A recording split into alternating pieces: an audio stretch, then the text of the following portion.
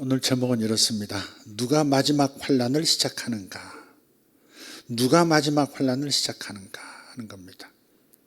굉장히 도전적인 생각의 틀을 좀 바꾸고 사단에 심어놓은 계략과도 같은 생각을 깨뜨리는 도전하는 그런 질문의 제목입니다. 요한계시록 5장 1절에서 5절을 먼저 우리 함께 봉독하겠습니다. 내가 보매 보좌에 앉으신 이의 오른손에 두루마리가 있으니 안팎으로 썩고 7인으로 봉하였더라. 또 보매 힘있는 천사가 큰 음성으로 외치기를 누가 그 두루마리를 펴며 그 인을 떼기에 합당하냐 하나 하늘 위에나 땅 위에나 땅 아래에 능히 그 두루마리를 펴거나 보거나 할 자가 없더라. 그 두루마리를 펴거나 보거나 하기에 합당한 자가 보이지 아니하기로 내가 크게 울었더니 장로 중에 한 사람이 내게 말하되 울지 말라. 유다 지파의 사자 다윗의 뿌리가 이겼으니 그 두루마리와 그 7인을 떼시리라 하더라. 아멘. 결론적인 말씀을 먼저 한 문장 드린다면 이런 겁니다. 마지막 때 환란을 시작할 권세를 가진 존재는 사탄이 아닙니다. 사탄은 물론 아니고요. 적그리스도도 아닙니다. 적그리스도의 소위 종들인 세상 사람들이 알고 있는 음모론에 등장하는 그런 프리메이슨이나 일루미나티도 아닙니다. 그들이 세상을 쥐락펴락하는 것 같지만 그것이 사실이라면 쥐락펴락하는 것 같고 막강한 힘이 사라지지 않을 것 같지만 그러나 마지막 때의 환란을 시작하실 권세를 가진 분은 오직 종말 환란의 그물코를 가장 꼭대기를 쥐고 계신 분은 오직 예수 그리스도 한 분이십니다. 우리는 유튜브나 여러 종말론들 관련 자료들을 접할 때 대부분은 사탄과 적그리스도 그리고 그를 따르는 어둠의 세력이 움직이고 있는 것을 중심으로 연구한 자료라 하는 것을 발견합니다. 여기서 어둠의 세력이라고 하는 것은 아까도 언급했던 그 보통 세상을 쥐락펴락한다는 프리메이슨, 일루미나이트들을 말합니다. 음모론에서 반드시 등장하는 세력, 프리메이슨, 일루미나이트 다 아실 겁니다. 일루미나트죠. 일루미나트. 지피지기면 백변백승이라 그랬습니다. 이들 대부분은 이들에 대한 그 모든 정보들은 부분적으로 필요한 정보라고 생각해요. 이 대적들이 마지막 때 어떠한 전략을 짜서 세상을 미혹해서 그리스도를 영접하지 못하게 하고 세상을 망가뜨리고 소수들만을 위한 세상으로 만들려고 하는 이러한 마지막 때의 대적들, 이 하나님 나라를 대적하고 있는 이들을 우리는 깨어서 분별해야 하는 것은 분명 맞습니다. 그러나 우리가 100배, 1000배 더 시간과 노력을 들여서 공부해야 할 것이 있어요. 그건 뭐냐? 승리하신 예수 그리스도께서 어떤 전략을 가지고 이 시대에서 이 말세지말에서 일하고 계시는가 하는 점을 알아야 한다는 겁니다. 그래서 오늘 메시지의 결론을 미리 말씀드린다면 이것이죠. 마지막 때에 7인, 7나팔, 7대접의 재앙을 이 땅에 쏟아붓는 그 환란을 시작할 권세를 가지신 분은 오직 예수 그리스도시라는 겁니다. 사탄도 아니고 적그리스도도 아니고 프리메이슨도 아니고 일루미나티도 아닙니다. 지난 시간까지 우리는 계시록 6장의 첫째 인을 살펴봤어요. 근데 첫째 인도 재앙이라 하는 사실을 마태복음 24장 예수님의 감람산 예언과 비교하면서 확인을 했습니다.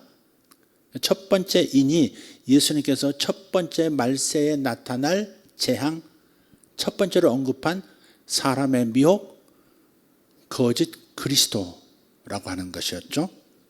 그래서 이 재앙이 사람의 미혹, 거짓 그리스도가 온 세상을 미혹하는 것이라고 정리를 했습니다. 그러니까 요한계시록 6장에서 시작하는 재앙들은 종말 현상 일반이라고 말씀드렸습니다. 종말 현상 일반이란 말을 한 번만 더 설명할게요. 제가 많은 사람들이 너무 미래에 일어날 종말의 두려운 일들, 거기에 너무 지나치게 집중하고, 그 성경의 요한계시록을 근거로 해서 종말론이 특히 우후죽순처럼 일어날 때 세상에서 떠도는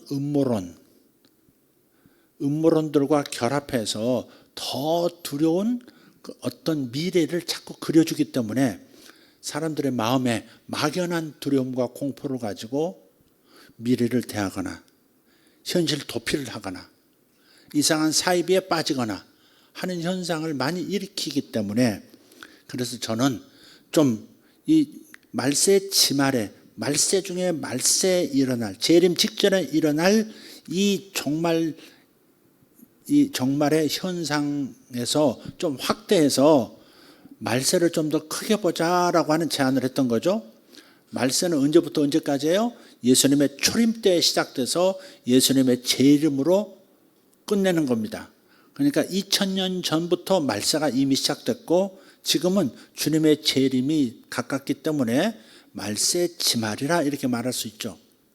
그렇다고 해서 요한계시록의 이야기, 예수님의 감람산의 그 말세에 대한 예언들이 꼭 우리가 사는 이 시대, 주님 재림 직전에 그 말세 지말에만 집중하는 것이 아니라 예수님께서 오신 그때부터가 말세가 시작되었기 때문에 예수님의 예언과 첫째인들, 이 모든 부터 시작해서 재앙들은 전부 이 2000년 동안에 계속해서 반복해서 나타났었다 하는 관점으로 보자는 제안을 드린 겁니다. 제안이 아니라 성경은 그렇게 말씀하고 있는 겁니다.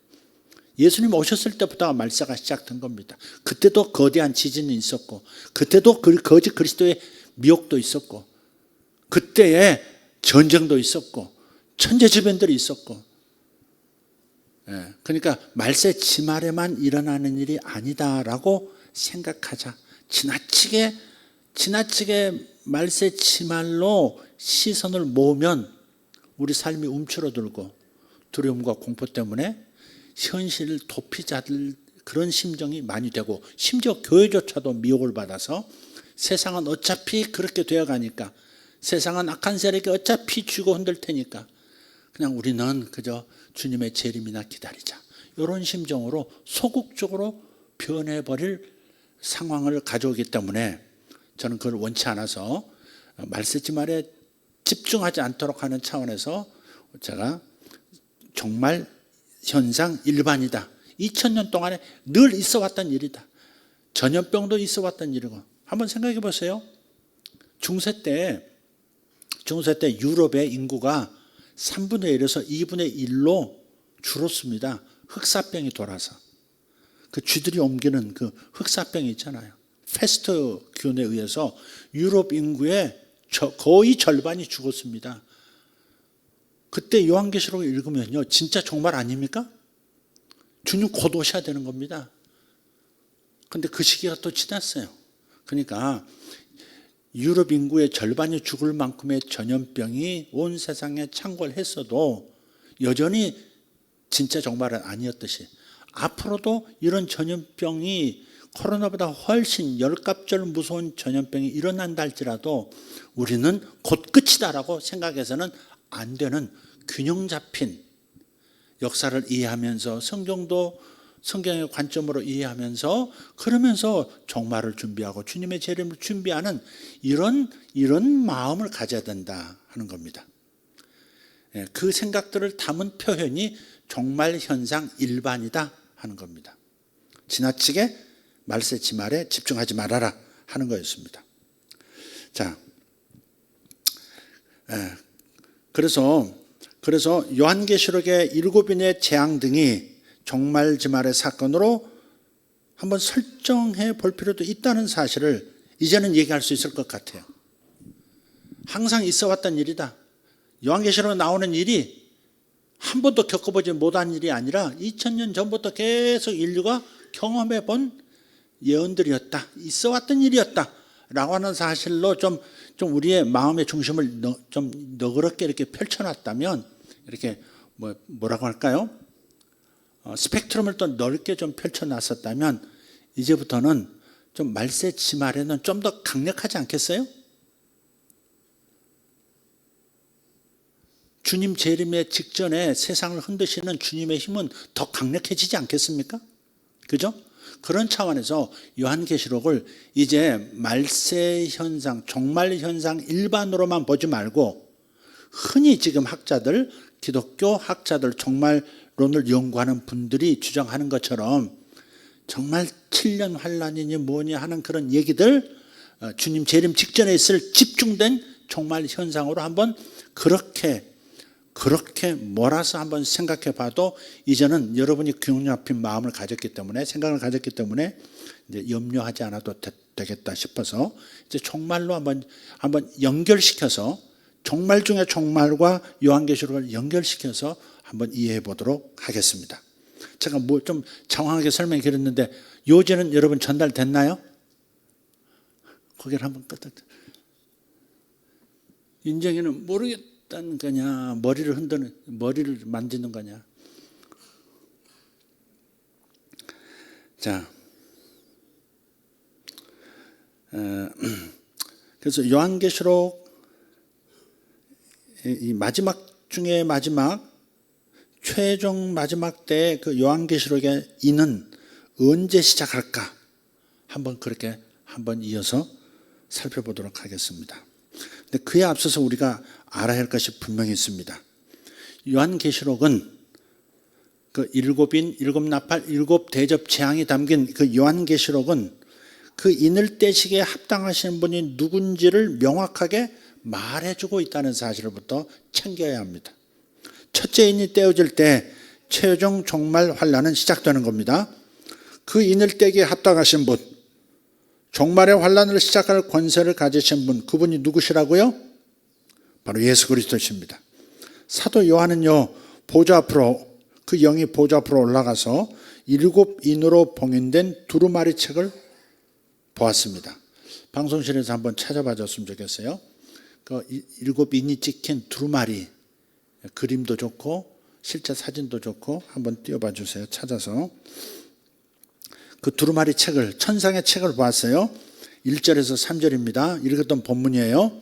다시 한번 읽겠습니다. 내가 보매 보좌에 앉으신 이의 오른손에 두루마리가 있으니 안팎으로 썼고 일곱 인으로 봉하였더라. 또 보매 힘 있는 천사가 큰 음성으로 외치기를 누가 그 두루마리를 펴며 그 인을 떼기에 합당하냐 하나 하늘 위에나 땅 위에나 땅 아래에 능히 그 두루마리를 펴거나 보거나 할 자가 없더라. 그런데 그 인을 떼게 적법하신 분이 보이지 않기 때문에 요한이 엉엉 웁니다. 4절 그 두루마리를 펴거나 보거나 하기에 합당한 자가 보이지 아니하기로 내가 크게 울었더니, 여기서 내가는 누구죠? 요한이죠. 사도 요한이 크게 울었어요. 그때 보좌 앞에서 어린 양 예수를 경배하던 24 장로들 가운데 한 명이 요한을 달래줍니다. 그게 5절입니다. 장로 중에 한 사람이 내게 말하되 울지 말라. 유대지파의 사자 다윗의 뿌리가 이겼으니 그 두루마리와 그 일곱 인을 떼시리라 하더라. 유대지파의 사자 다윗의 뿌리가 누굽니까? 예수 그리스도시죠. 예수님은 유대지파에서 나오신 분이시고 다윗이 혈통적으로는, 인간의 육신으로는 다윗이 조상이지만 다윗을 세상에 내신 하나님이시죠. 그래서 다윗의 뿌리라고 표현하는 겁니다. 예수님이세요. 그래서 그 인들을 떼게 합당한 자격을 예수님이 가지셨다는 겁니다. 그러니까 여기에서 예수께서 이기셨다 그랬죠?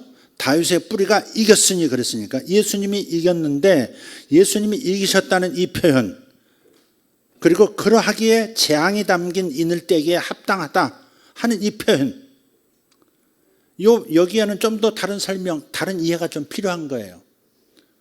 그 인을 떼기에 적법한 자가 예수님이시다라고 하는 것도 이해를 해야 될 필요가 있고, 예수님께서 재앙이 담긴 인들을 왜 떼셔야 하는가 하는 것도 의미가 있는 거예요. 이거를 이해를 해야 되는 겁니다. 이 부분을 좀 설명을 할게요. 십자가 사건이 있었던 그 2000년 그때로 한번 돌아가서 한번 생각해 봅시다. 예수님을 누가 죽였습니까?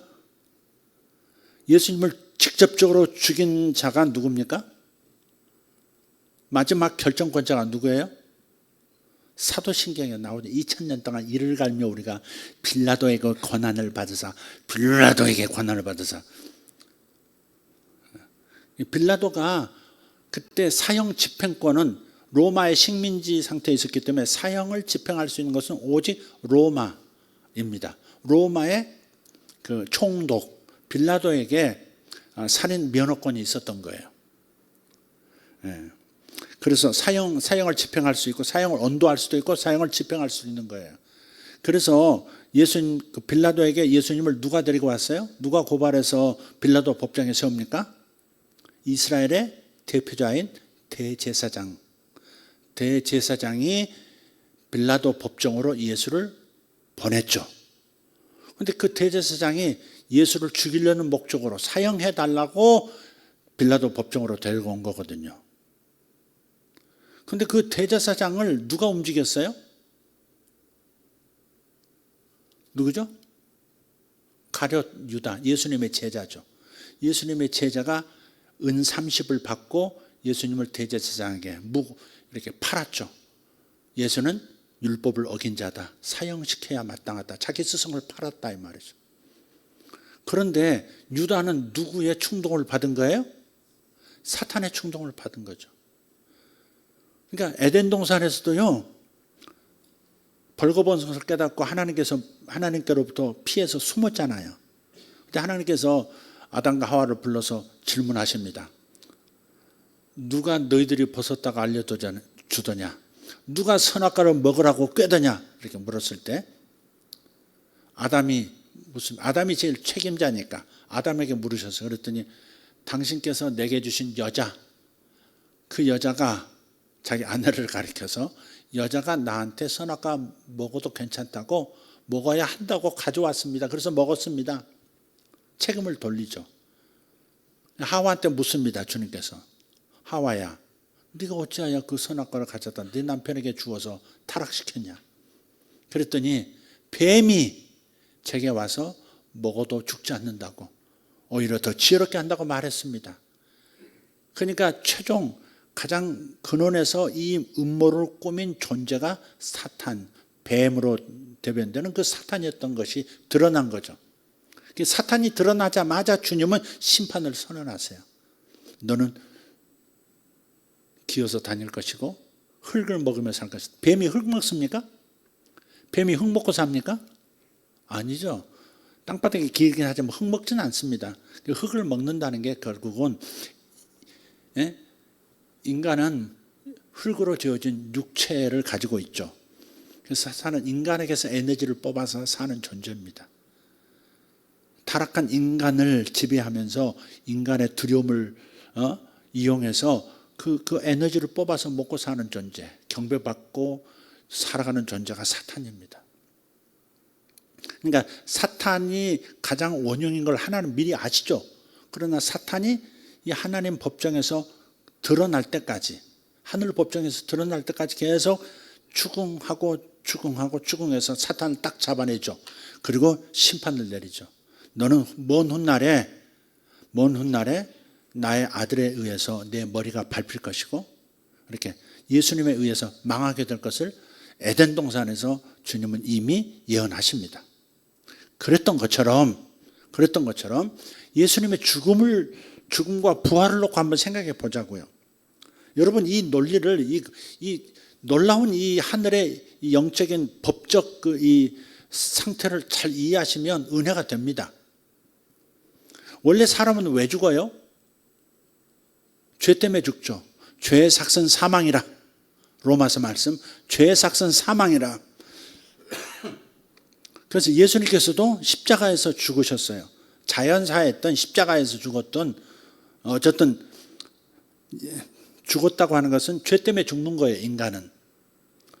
더더군다나 예수님께서는 사회적 국가적 범죄자로 인해서 취급당해서 십자가에서 사형당합니다. 로마 법정에서 최고 악랄한 죄인으로 취급돼서 십자가형을 받은 거예요. 단번에 죽인 게 아니잖아요.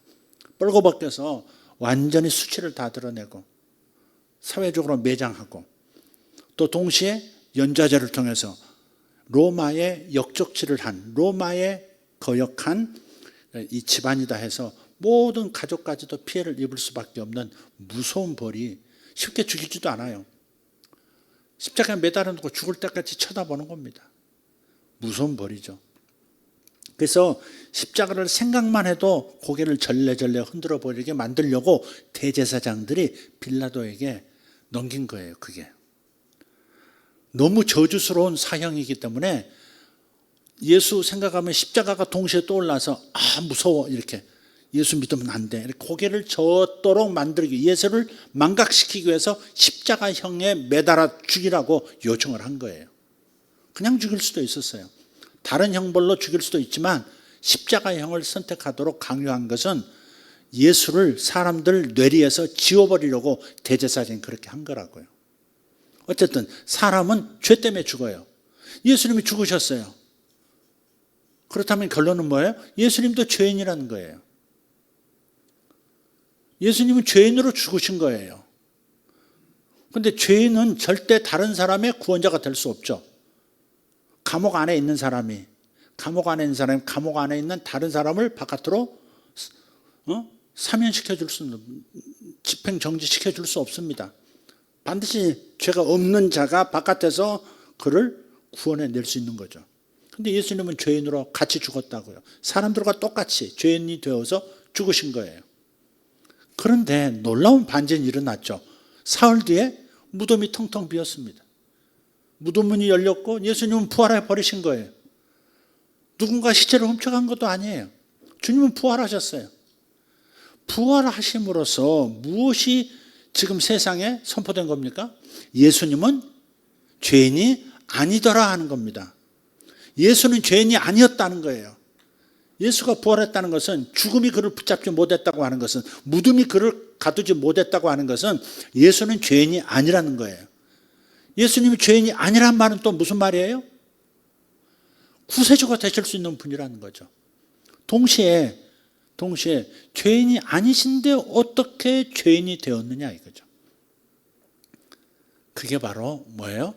예수님은 자신의 죄 때문에 죽은 게 아니라 인류의 죄를 대신 지고 죽으신 것이다가 증명된 거거든요. 이게 하늘 법정에서 땅의 법정, 땅의 최고 법정인 로마 법정에서는 예수가 죄인이기 때문에 죽은 거예요. 그러나 더 높은 상급 법정인 저 하늘 법정에서는 예수를 부활시키심으로써 예수님이 죄인이 아니라고 하는 것이 증명되었고, 죄인이 아니시라면 왜 죄인처럼 되어서 죽으셨느냐? 그것은 인류의 모든 죄를 당신이 덮어쓰시고 대신 다른 사람의 죄를 정리하시기 위해서 죽으신 것이다 라고 하는 것이 또 증명된 것이다 이 말이에요. 이게 이런 이해를 가지고 계셔야 돼요. 하늘법정에서는 예수는 그래서 하늘법정에서 묻죠. 단지 예수가 살아나셨다, 남의 죄를 짊어지셨다 뭐 그런 걸로 끝내지 않습니다. 하늘법정은 철저합니다.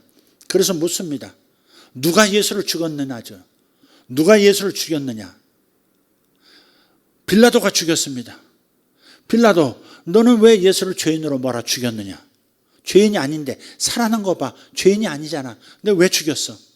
왜 사형을 언도했어?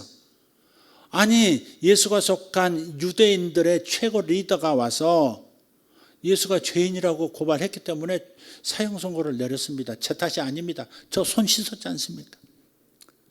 대제사장을 하늘은 소환하죠. 대제사장, 어떻게 해서 네가 예수를 죄인으로 확정할 수 있어서 그렇게 죽음에 몰아넣었느냐? 또 물으시죠. 그랬더니 대제사장은 뭐라 그래요? 예수와 가장 가까운 자, 예수 곁에서 모든 돈의 직무를 감당했던 자, 가룟 유다가 고발했습니다. 그는 신성모독을 했고 죽을 죄가 마땅하다고, 죽어야 한다고 저에게 고발해 왔습니다.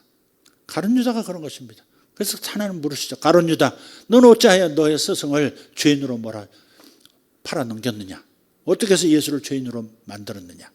그랬더니 성경을 기록 보니까 사탄이 유다에게 들어가 예수를 팔려는 생각을 넣었더라, 그렇게 나와 있어요. 예수를 팔려는 생각을 사탄이 넣었다. 그러니 또다시 에덴 동산에서처럼 여전히 예수님의 삶에서도 역사한 원흉이 또 사탄이라고 하는 것이 드러난 거죠. 그래서 주님은 심판을 내리신 거예요. 사탄은 원래 자유의지를 가졌기 때문에 천사장이었잖아요. 자유를 가졌기 때문에 하나님을 선택할 수도 있고 선택하지 않을 수도 있어요. 선택하지 않으면 하나님을 그냥 외면하고 살 수도 있는 영물이에요.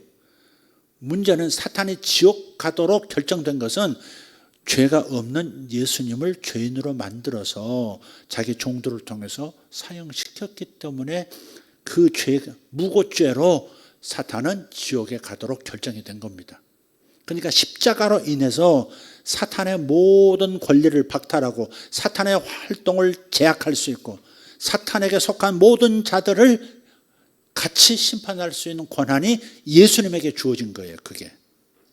그래서 이 세상에 예수님은 죽으시고 부활하셨다. 아 할렐루야 이렇게 그냥 막 듬성듬성 이렇게 영광 돌릴 일이 아니고 그 뒷배경의 영적인 세계에서 일어난 율법과 관계되어서 어떻게 법적인 처리가 진행되었는지를 분명하게 이해할 수 있어야 된다는 겁니다. 그래서 예수님께서 부활하신 다음 죽으시고 부활하신 다음에 권리를 갖게 됐어요. 자 이제 사탄에 대한 지옥으로 들어가는 것은 결정이 됐어요. 사탄 아직 지옥 안 들어갔습니다. 아직 집행 날짜 기다리고 있어요. 집행은 언제예요? 주님 재림하실 때. 집행, 이제 영원한 불못 지옥으로 집어넣죠. 근데 그때까지는 지금 보류하고 있는 거예요. 구치소에 있는 거예요. 지금 일종의 구치소 같은 그런 활동만 할 수 있는 거예요. 영원히 교도소로, 영원한 교도소, 지옥 불못으로 들어가는 것은 주님 재림하실 때 집행이 되는 거예요.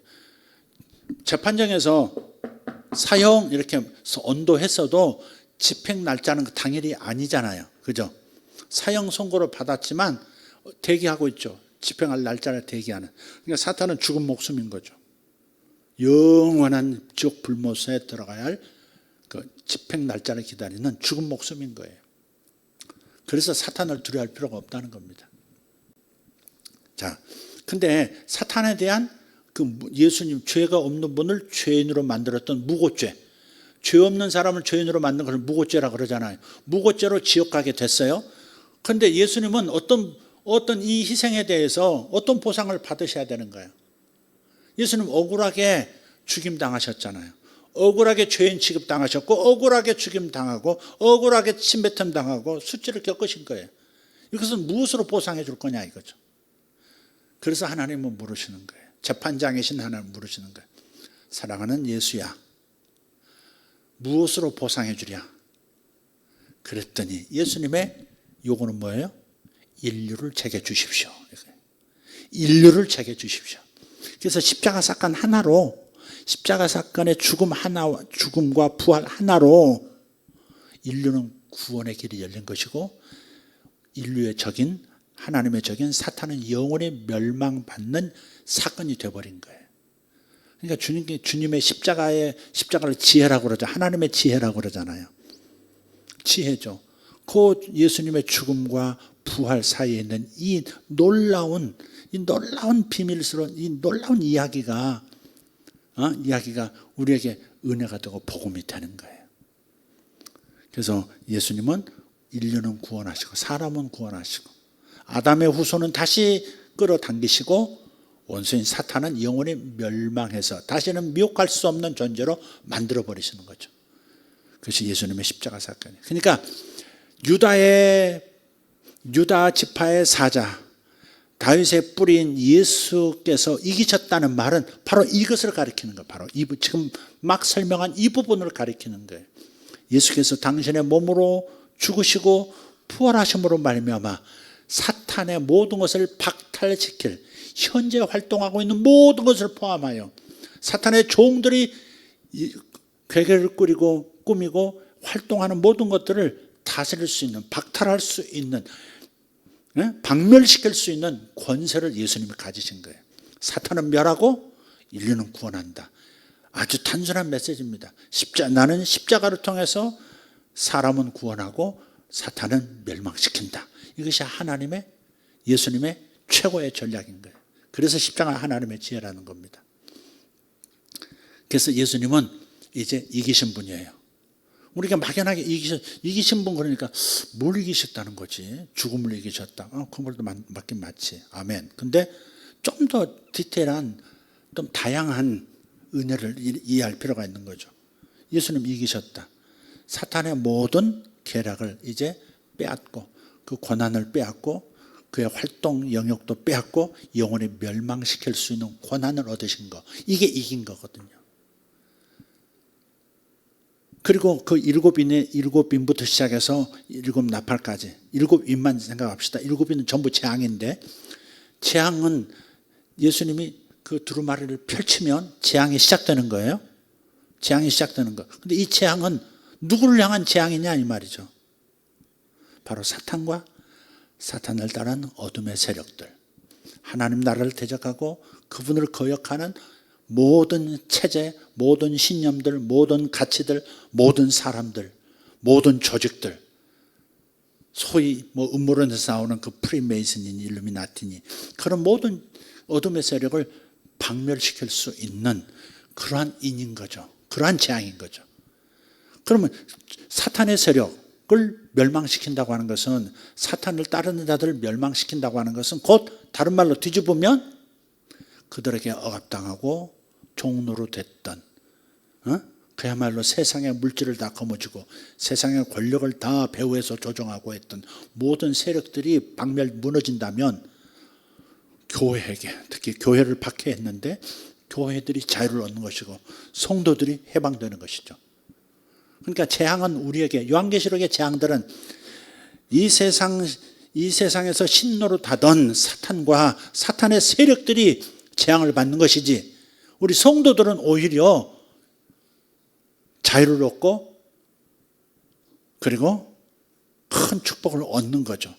그래서 요한계시록을 잘 읽어보면요, 여러 가지 재앙이 나오다가 갑자기 하늘에 예배가 막 나와요.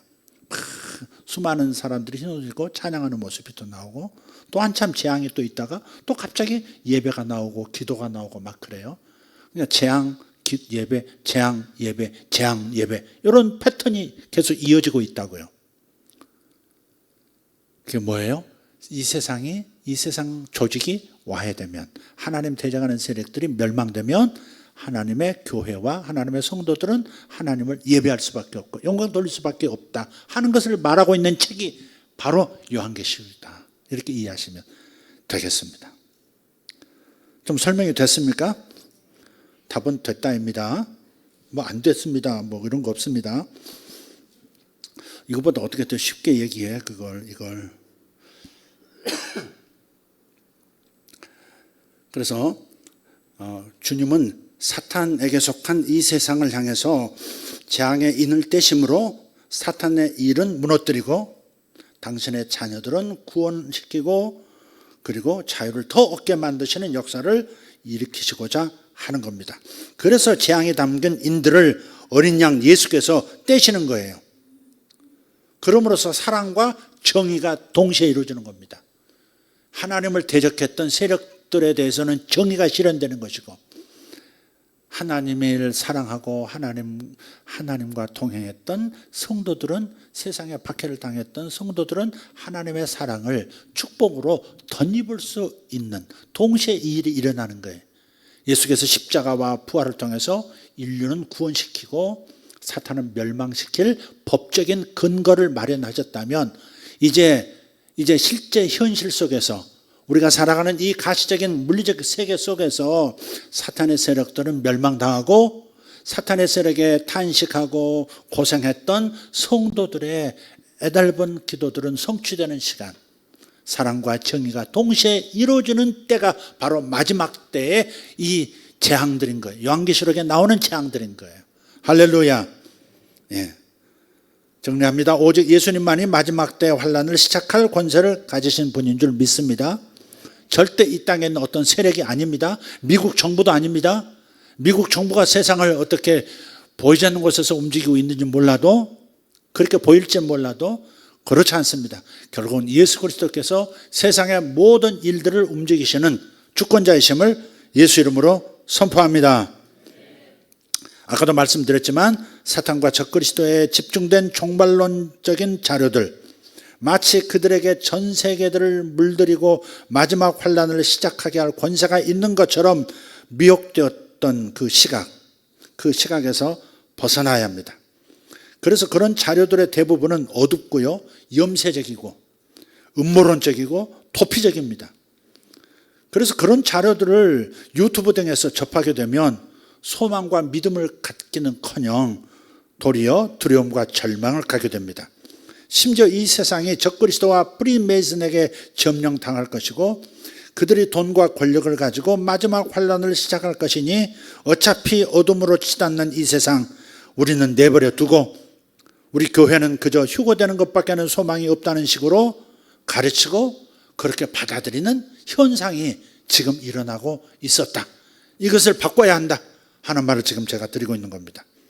이건 매우 미혹된 관점입니다. 종말의 주도권은 우리 주님께서 쥐고 계세요. 마귀나 적그리스도, 프리메이슨이 아닙니다. 요한은 몰라서 울었지만 우리는 알게 되었기에 울어서는 안 됩니다. 어떡하냐 이 세상 어떡하냐. 프리메이슨들이 온 세상을 지금 배후에서 움직인다는데 미국의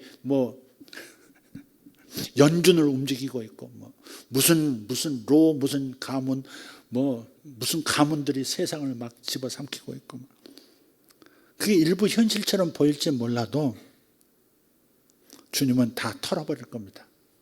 다 털어버릴 겁니다. 그래서 우리는 울어서는 안 됩니다. 두려워해서도 안 됩니다. 오직 예수님께서 재앙의 인을 떼실 것이고 그 인이 떼어져야만 마지막 이 환란을 통해서 어둠의 세력들이 멸망을 당하고 동시에 그 결과로 교회는 완전한 승리와 자유에 이르게 됩니다. 그래서 미국도 한번 털려야 합니다. 미국은 세상을 막 턴 적이 여러 나라들을 우리 한국도 턴 적이 있죠.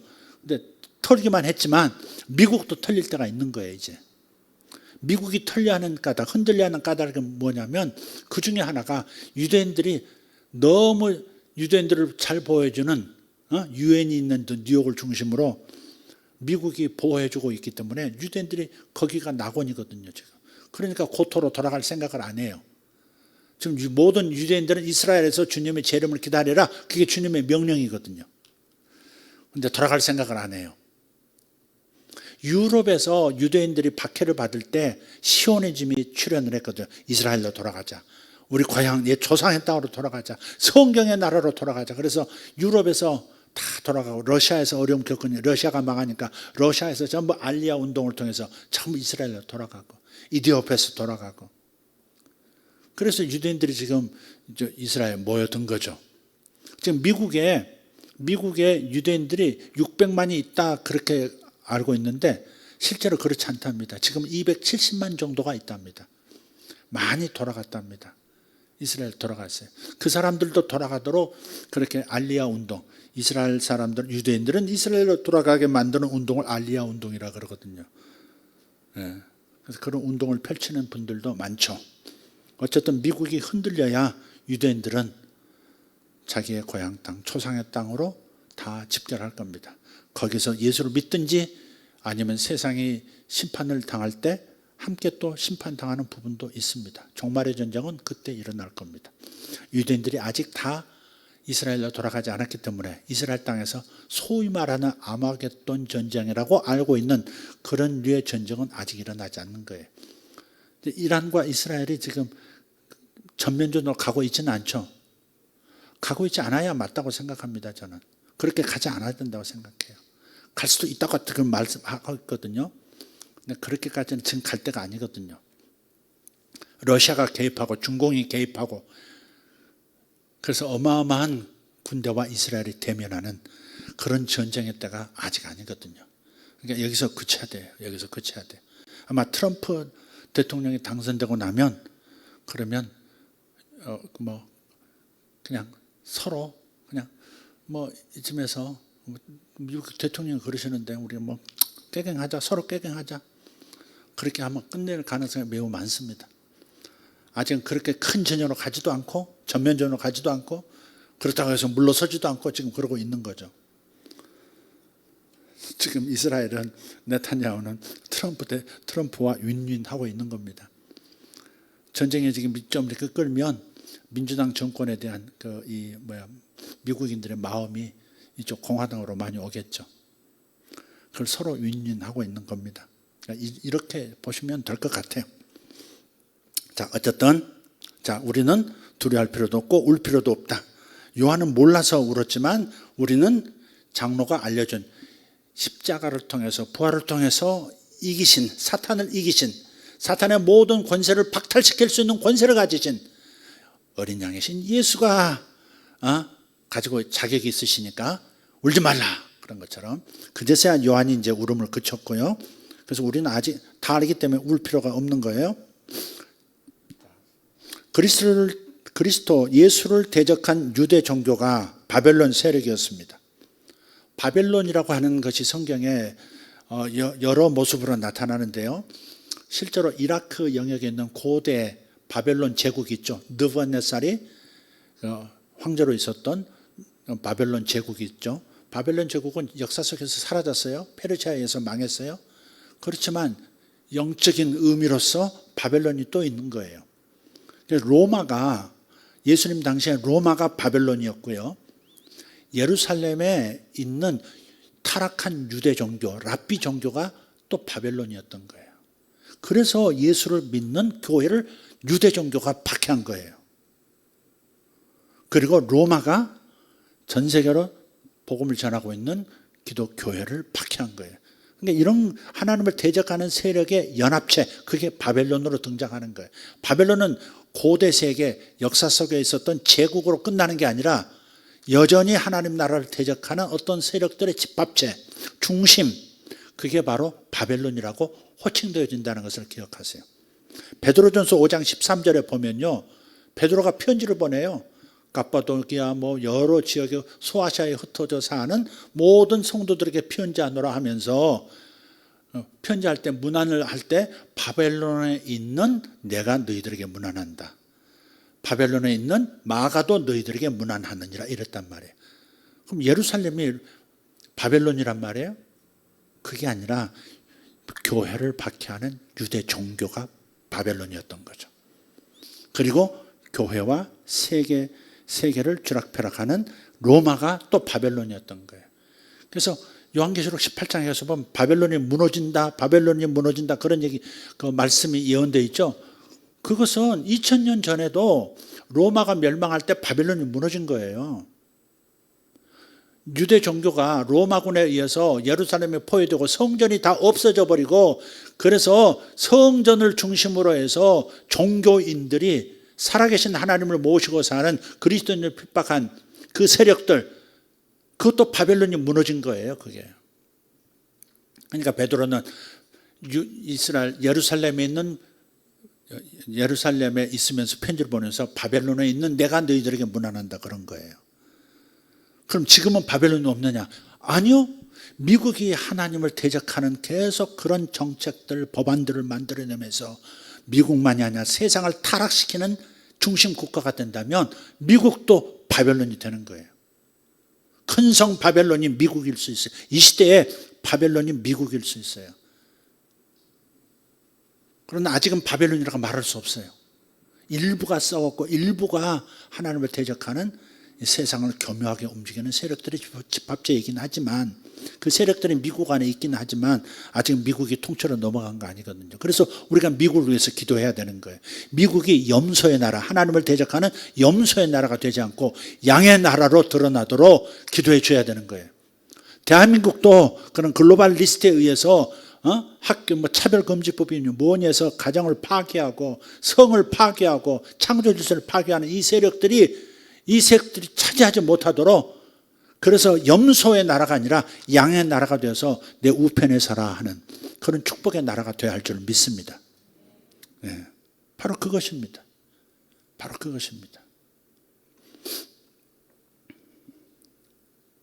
그래서 요한계시록은 재앙이 있고 난 다음에 하나님께 영광을 돌리는 예배의 모습이 나오는 이 패턴이 반복되게 있는 것을 통해서 하나님의 예수님께서 재앙이 담긴 인을 떼시는 이유가 근본은 사랑이라고 하는 것, 세상을 구원시키고자 하는 하나님께 돌이키고자 하시는 하나님의 사랑의 인대심이라고 하는 것을 우리는 생각해야 된다. 세상은 재앙 자체가 있기 때문에 하나님을 두려워만 하겠지만 우리는 한편 경외하면서 하나님의 사랑이 세상을 돌이키도록 부르고 계시는구나라고 이해하면서 세상에 일어나는 그 무서운 재앙들, 환난들을 바라볼 수 있는 시각을 가져야 되고, 그런 면에서 우리 멘탈이 단단해져야 되는 거예요.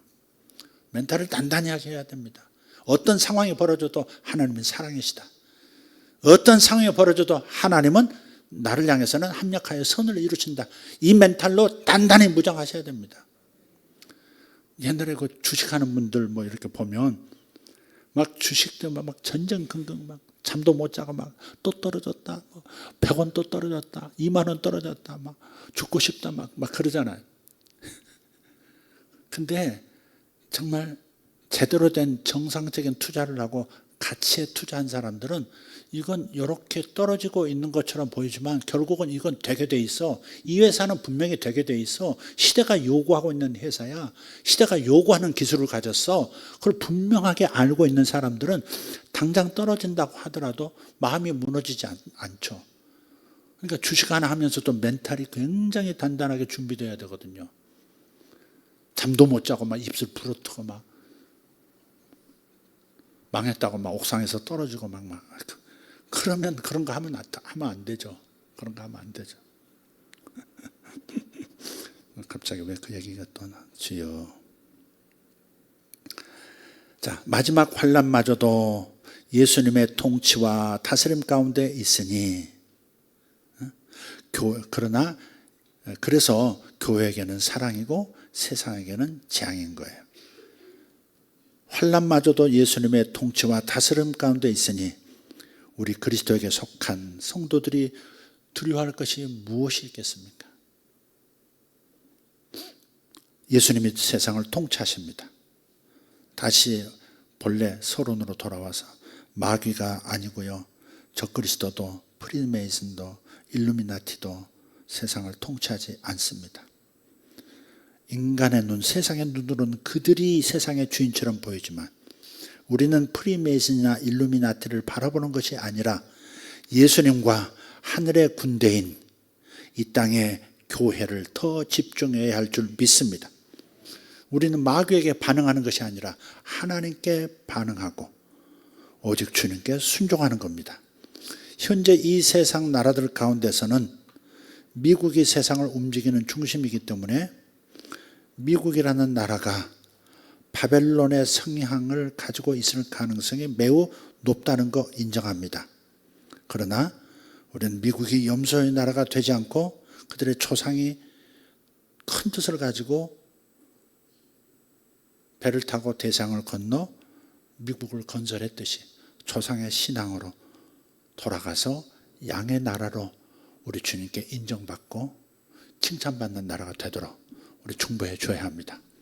우리는 6.25 전쟁을 통해서 미국에게 큰 도움을 받았고 은혜를 입은 그런 역사적인 부인할 수 없는 사실이 있습니다. 진실이 있습니다. 그래서 우리는 기도로 또 어떤 기회가 된다면 미국 편을 들어주고, 지금 이스라엘 편을 들어주듯이 미국 편을 들어주고 미국을 손을 높이 들어서 미국이 양의 나라가 되도록, 유엔도 품고 있는 미국이 타락하지 않으면, 주님을 대적하지 않으면, 그런 법안들을 세우지 않으면, 돌이켜서 하나님 나라의 하나님 말씀에 합당한 헌법으로 법률들로 돌아가면 그들의 조상들이 섬기려 했던 하나님, 조상들이 섬기는 하나님의 나라가 되도록, 온 세상을 그리스도의 나라가 되도록 하는데 깃발을 선두에서 섰던 조상들처럼 지금 현 미국도 그렇게 돌아가도록 우리가 축복해 줘야 하는 숙제가 있다 하는 거 다시 한번 말씀드립니다. 오늘 말씀이 좀 이런 각도 저런 각도를 함께 섞어서 말씀드려서 여러분 정리가 어떻게 되셨는지 모르겠는데, 오늘 주제는 이것만 생각하시면 되겠습니다. 환난을 누가 시작할 권세가 있느냐 하는 겁니다. 절대 땅의 권세가 아니라는 거. 소련도 아니고 러시아도 아니고 미국도 아니고 중국도 아닙니다. 미국이라는 나라가 치고 중국이 세상의 중심이 되더라도 절대 중국이 세상을 쥐락펴락하고 하는 마지막 때 환란을 시작할 권세가 있는 게 아니에요. 오직 인을 떼실 수 있는 자격은 예수님 한 분밖에 없습니다. 환란을 시작할 권세를 가지신 예수님만 예배하기를 예수님 축복합니다. 할렐루야.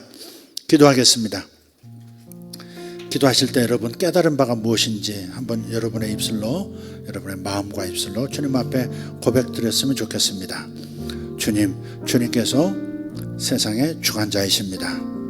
세상에 일어나는 마지막 때의 재앙들도 다 주님이 주관자이시고, 주님께서 이런 일을, 이런 재앙의 인을 떼시는 까닭은 세상을 돌이켜 하나님께로 돌아오도록 하기 위한 그 사랑의 목적이 있는 것을 오늘 알았습니다. 그렇게 주님 앞에 고백하면서 여러분의 생각을 정리하시기를 바랍니다. 이 세상의 주권자는 프리메이슨이 아니다. 일루미나티가 아니다. 오직 예수 그리스도시다. 할렐루야. 이 세상의 어떤 가문들이 이 세상을 쥐락펴락하는 주인이 아니다. 오직 예수 그리스도께서 이 땅의 주인이시고 역사의 주인이십니다. 그렇게 고백하시기를 바랍니다. 동성으로 기도합니다. 주여 감사합니다. 할렐루야. 주여 감사합니다.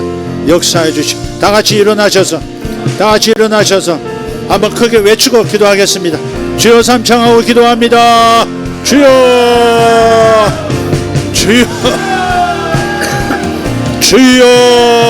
할렐루야.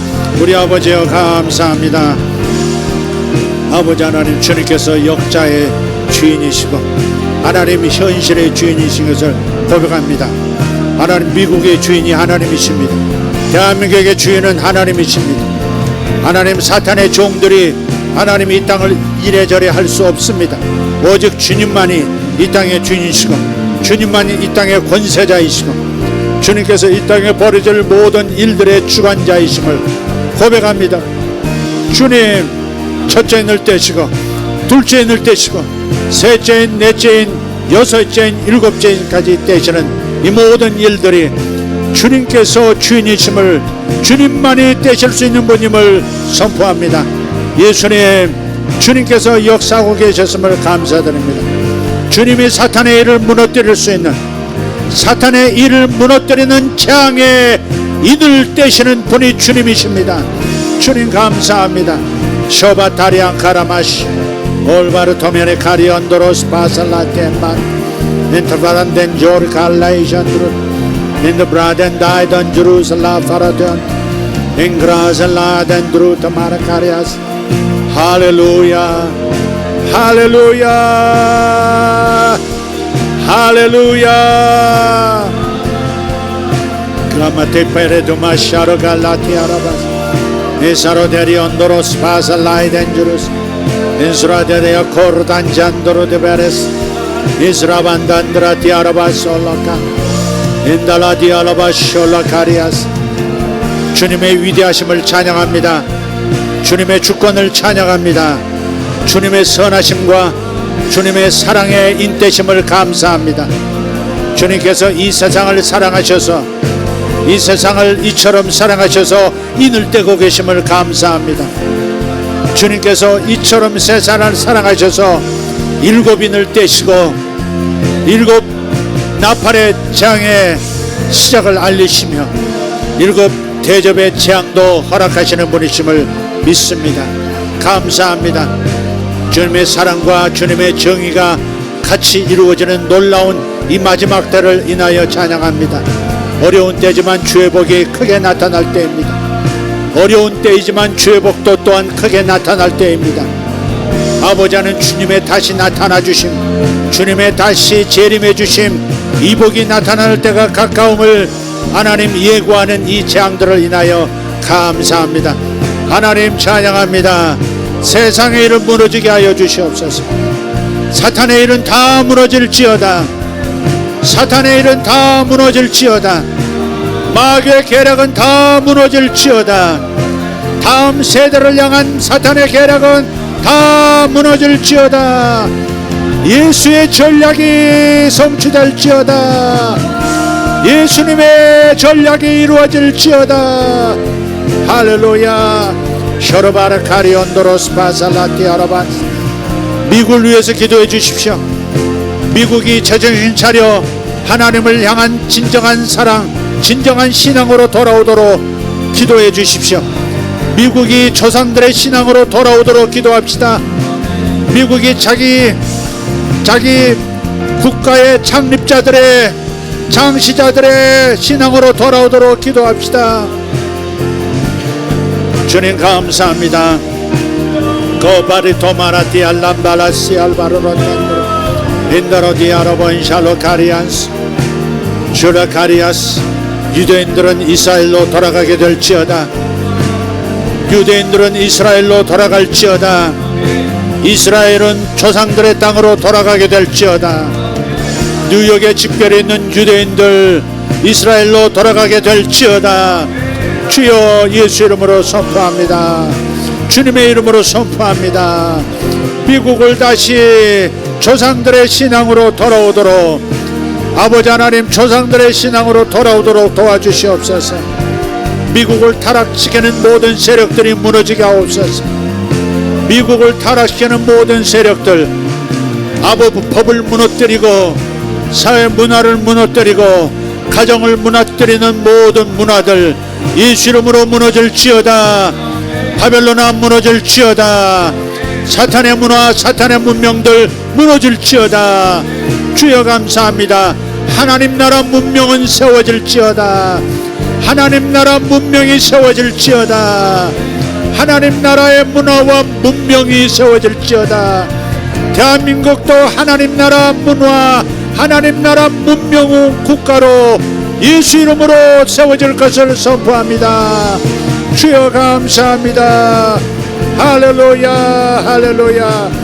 거마라티 오르반 션도로티 아라바스 이스람다리 온도로스 파살라이 잉그라셀로 브라티 오르던스 이스란덴드루트 베르칸스 인샤로타리안 소르발라티 아라바스 인사로텔라이 잔드루캄 인자르코 살라이 잔드루스 파스 이드라이 칸드루드 베르카르 소마티 아라바스. 할렐루야 할렐루야.